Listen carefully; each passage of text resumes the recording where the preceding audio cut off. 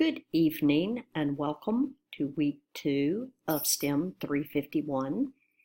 And this week we're going to talk about how do people learn from e-courses. What I'm trying to do is to use different modalities or different ways to present this information to you so that you can understand the resources that are out there that are available to help you with your culminating project, which will be developing your own short e-lesson.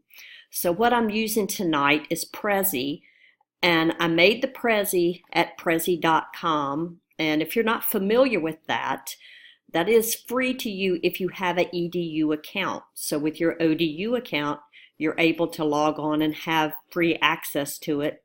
They have lots and lots of reusable templates because I can be pretty creative, but putting all this together the way this looks, it's really great to find something that you can just take and modify.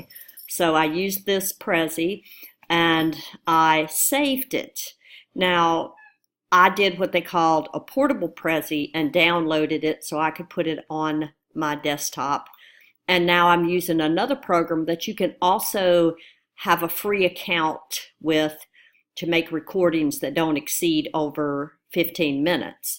If you want to record for more than 15 minutes, you sign up for a pro account, and it's under $15 a year, so it's not expensive at all. And that's a program called Screencast-O-Matic. If you just type Screencast in the Google search, you can find it. But Screencast-O-Matic allows you to make recordings over top of anything that you have on your screen. So if you were trying to teach someone how to do something on a Mac, which I have, or on a Windows PC, or things that were on your computer, you could use that as your background and record it. And the neat thing is you can make it an MP4 file, or you can upload it to YouTube and turn it into a YouTube video. So there are a lot of neat tools out there if you just access them and know how to work with them. So tonight we're using a downloaded version of Prezi called Portable Prezi and the Screencast-O-Matic. So we're going to talk about how people learn from e-courses.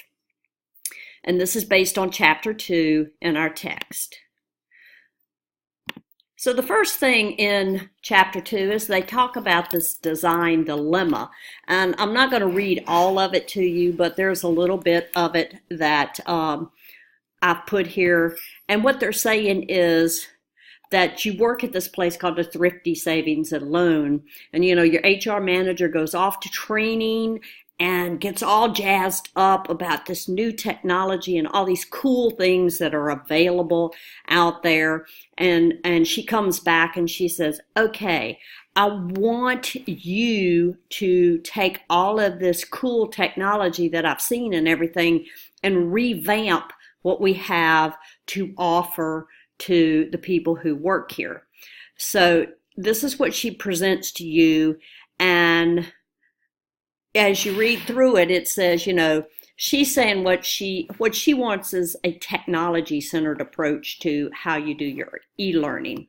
So for her, or for the HR director, e-learning courses, should take advantage of these powerful cutting-edge technologies such as mobile learning, computing, video games, simulations, social media, any of those things. And so in taking this kind of approach, she's basing her decisions about how to design an effective e-learning course on the capabilities that technology can provide. So, when you think about it, yeah, technology is cool. I mean, I work in technology every day, but is that really going to make a difference to the learner? Is that really going to make the e-learning more effective and what you're really aiming for? So, there are claims that say, the educational value of new technologies really do make a difference, but how can you be sure? How can you verify that? So they give you 4 options, and we'll talk about this at the end of the lesson tonight. But 4 things based on your personal experiences. And just think about this while we go through what's in the chapter. But based on your experiences, which option do you choose to do what your HR director has asked? Do you say, oh yeah, online applications, all that stuff are engaging and let's go for it. That's what I want to do because I know it's going to make a difference? Or do you think online applications may interfere with human learning process and should be avoided? You know, a person who says, nope, I'm not doing any new technology. Or we don't know enough yet about human learning to make a specific recommendation and say a simulation is the best way to do it or gaming is the best way. Are you really not sure? So there's a lot of factors to consider when making a new e-learning lesson. Well, so how do people learn? We want to talk about how people learn. And we know that, you know, there are so many instructional technologies that can be used nowadays, ranging, you know, from games that people play on mobile devices to the virtual reality, artificial intelligence. All of those things are ways to help people learn and have a new way to interact with content that they need to learn. But how we use it and what we do with it is what is the critical factors for what we want to do. So let's talk about what truly is learning and instruction. So we know that, let me see if I can pick up my, let me see if I can put myself somewhere else so I won't be in the middle of the words, but I'm not too sure if I can do that. Okay. What is learning and instruction? Well, we know in learning has to involve some kind of change. You know, everything we do every day in life, excuse me, involves some type of learning. You know, you encounter new scenarios, new interactions with people, and you learn about it. That's one reason I like teaching classes. I learn as much from you as you learn from me because I have different interactions and different ways of taking in knowledge. We know that learning involves a change. And the change in what the learner knows, and that's what's an important construct of that. And this change is caused by the experience that the learner has. So they have a definition in here that came from Meyer in 2011, and he said, learning is the training professional's manipulation of the learner experience to help bring about learning. So if we know our job is to help people change and change is at the center of what learning is, then we need to have it where the learner is going to have a positive experience and want to continue in the learning.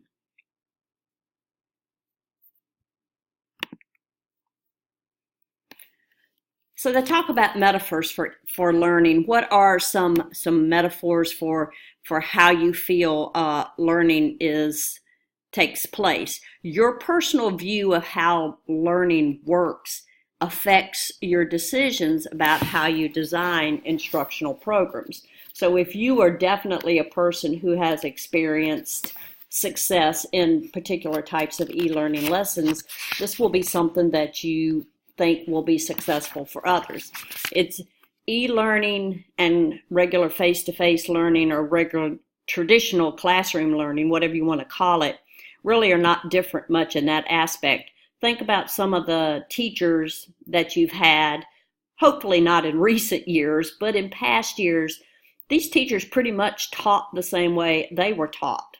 You know, obviously, I'm older than all of y'all. And when I was in school, learning was very, very, very traditional. You know, there was no getting up out of your seat. There was no doing any of this, not working in groups even really. And you know, so that was how I thought effective learning happened because it worked for me, so it seemed to be good. And so you have to adapt and change. But 3 metaphors that we use for learning, and again, this comes from Meyer, and he said learning has this, the first one is learning is designed for response strengthening. The learner is pretty much a passive recipient. So like I said, the traditional learning environment. And the instructor is what, we used to call the sage on the stage. Instructor's front and center in the classroom. The instructor's the focal point of the learning. They are the dispenser of the rewards and the punishments that take place in the learning environment. The second metaphor is information acquisition. The learner is still a passive recipient, and the instructor is still the dispenser of the information, but it's a little more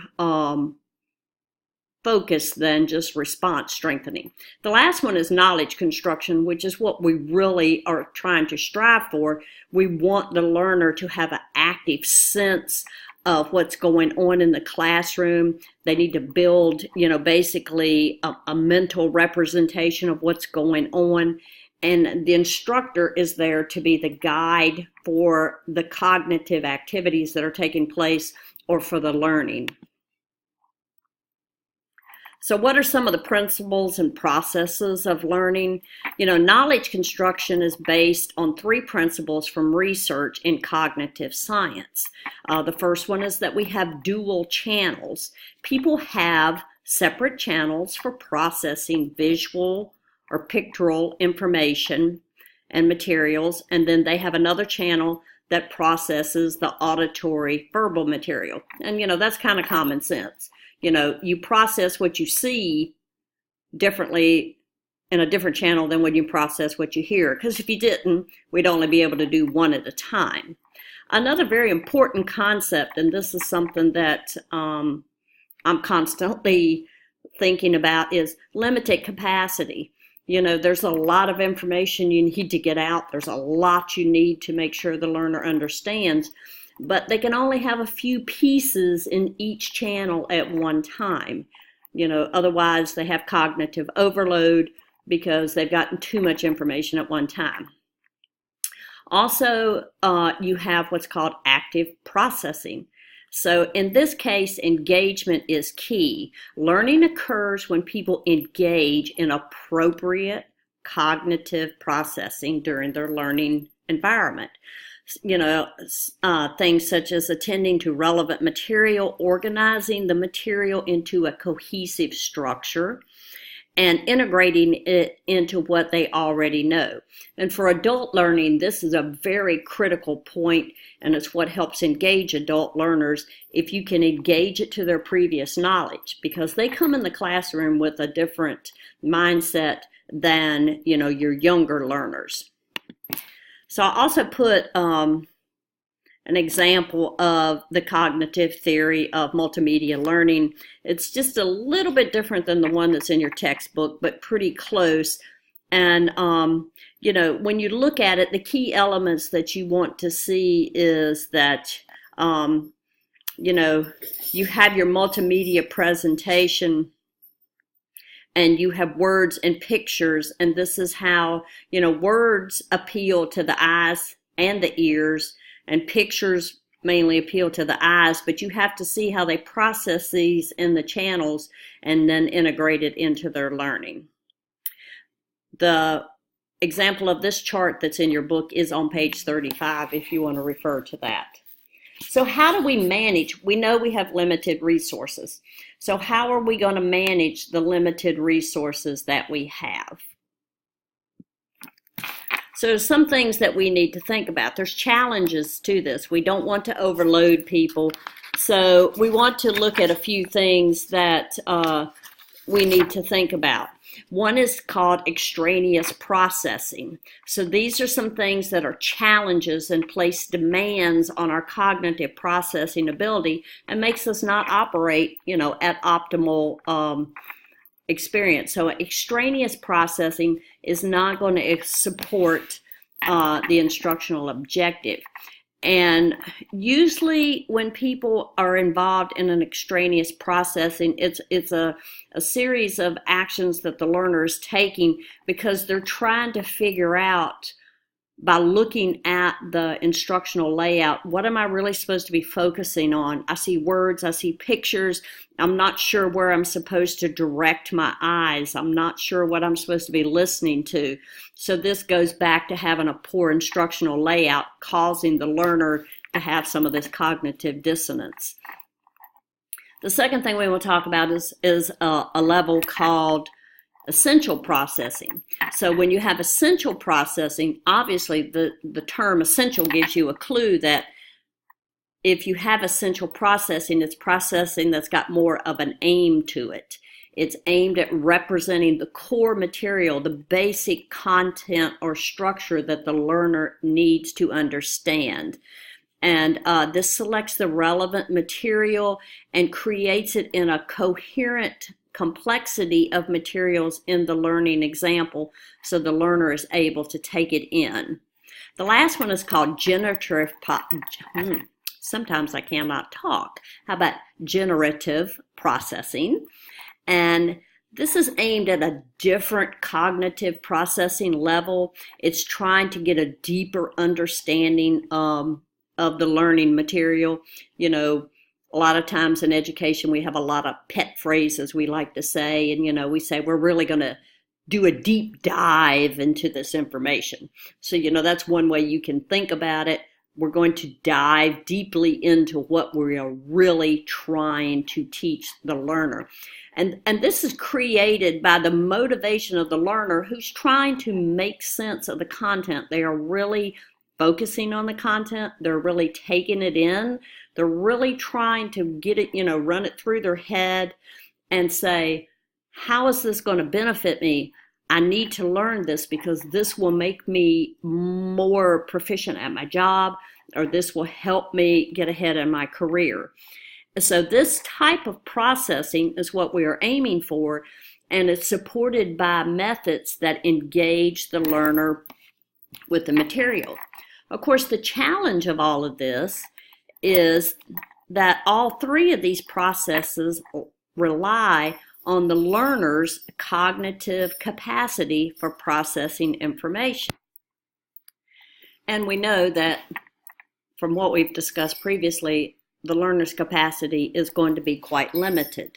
So there's three possibilities that you can be faced with, and one is too much extraneous processing. One is too much essential processing, and then a not enough of the generative processing. So first, you know, when someone has extraneous overload, it's that's kind of self-explanatory. There's too much extraneous material, too much busyness, too much going on, too much to distract the learning focus of the learner. So, you know, you are overloading their cognitive capacity by having maybe too much text or too many bells and whistles in your type of learning. The second one is when you have essential overload. Even though extraneous processing has been minimized, the amount of required essential processing exceeds the learner's cognitive capacity, and the material is so complex that the learner lacks, you know, the background or the skills necessary to process the information that they are presented with. So the solution to this is to manage the essential processing with a technique called breaking the complex content into smaller learning chunks. And that's another one of our pet educational phrases. We like to chunk the information. So something to remember, and you probably know if you've ever been in an online learning environment or a learning class such as this, you know, your brain can only take in so much. 15, maybe 20 minutes, since y'all are highly educated, you can take a little more. But, you know, 15 to 20 minutes, that's about all you can really take in at a time before you have to give yourself a little bit of a mental break and, you know, pull back a bit and then do something else. So the third one, that's when we don't have enough generative processing or generative underutilization, you know, the learner's not engaging in the processing, even though they have the cognitive capacity to do that. And sometimes this is due to a lack of motivation. So you have to try to foster this desire for the learner to actually engage with the learning using sometimes what they call conversational language. Ask the students to elaborate on material. Sometimes even play an educational game, but do something to try to help the learner be self-motivated to take in more information. So overall, all three of these are very important to make sure that we are aware of all this that's going on and things that may, affect how the learner is actually learning the information.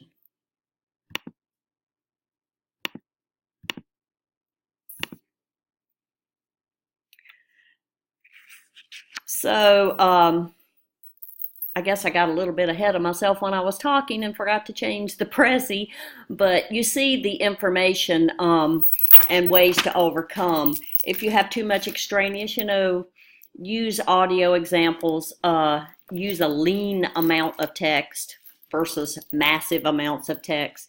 If we have too much essential processing, segmented it into small chunks, like I said, make it where you might have some pre-training to teach the basics that they need to know before you jump in to try to teach them everything. And then add practice activities, which is very important. And a lot of the online learning providers are now becoming aware of that because of the prevalence of online learning. I'm sure that some of y'all have probably had Kaltura videos embedded in your Blackboard class, or maybe Panopto videos, but now these are the heavy hitters in educational technology video providers. Now they are providing an opportunity to embed practice activities, quizzes, and different things like that into your video so the learner has a chance to actually engage and be motivated to take in the content. So how do e-lessons affect human learning? What do they do? So if you're involved in this and you're trying to figure out ways to get your learners more engaged, your decisions have got to be decided by understanding exactly how learning works for humans. So one of the things that we want to talk about, e-learning or learning, just human learning is dependent upon directing the selection of important material, helping the learner understand this is important, this is something you need to learn, managing their limited capacity and helping them make the transfer from, being in short-term memory to their working memory, help them make that integration, help them with the auditory and the visual sensory information that you're providing and get it to where it makes sense to them, and help them with retrieving or understanding how to retrieve the information they've learned or to transfer it. Let me move this out of the way yet again. But here are some things, here's some ways that you can do this. You can have a visual cue. We kind of laugh, but you could have the big red arrow pointing to something. This is important, so that it's immediately apparent to the learner this is important information. Help remove the cognitive load that they are having in the lesson. Don't have these complex, very convoluted visuals and expect people to understand them. Avoid flowery phrases. And in education, that's always a caveat, because educators tend to be just a little puffed up and like to use a lot of terminology and sound very scholarly. But in e-learning, it's important to stay to the point and be succinct. And don't have crazy backgrounds and all sorts of, movement going on that can take away. And make sure that when you have a graphic, your text is close to it, and provide practice exercises. So let's talk about some methods for retrieval and transfer. Now, we got to do more than just add new knowledge.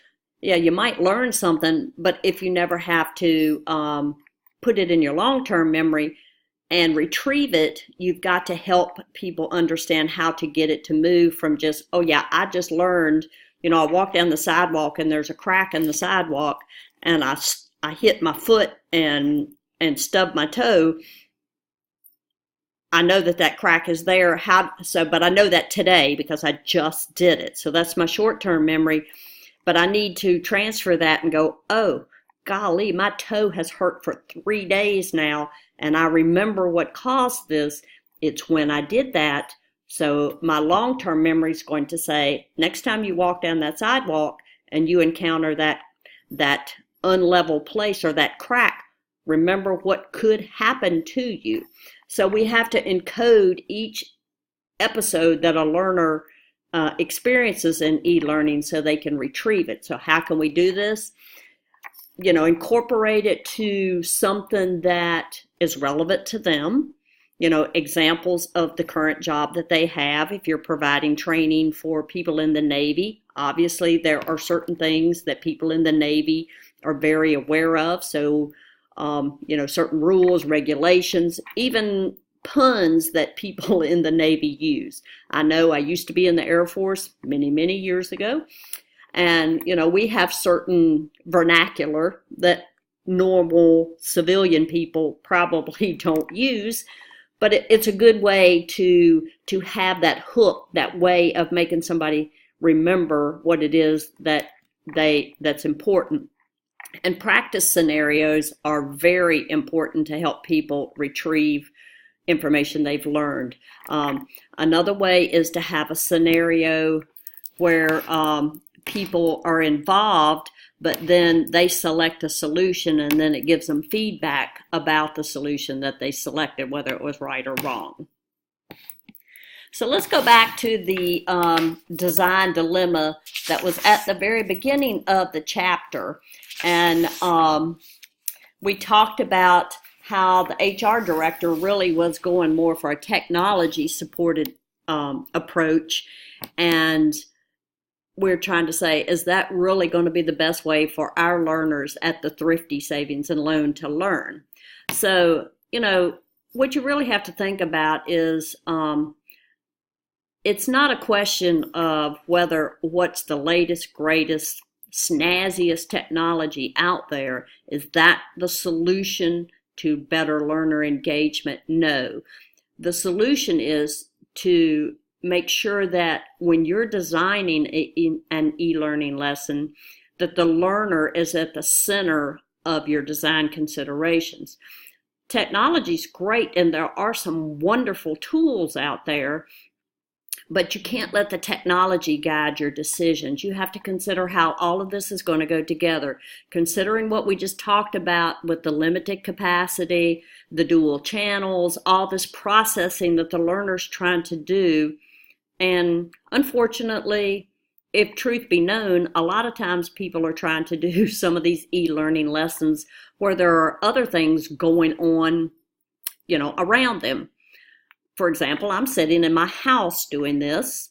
My cat is running up and down the hallway, acting very crazy because I've been gone all day. The TV's on in the background. And it's the same way with you. You are the learners. You have a lot going on. How do you get the learner to be able to get that extraneous stuff out of the way and really focus on what's going on? So you just really got to stop and think. I know I'm designing this lesson, and it may be the best one in the world, but you have to shape what you're doing to your purposes and what you want the learner to take away, not just worry about using the latest, greatest technology. So that is it for our introduction to Chapter 2. And as always, please email me or call me. Or you can even text me, it's fine. If you have a question, if you text, please just tell me who you are because I will not know your phone number, obviously.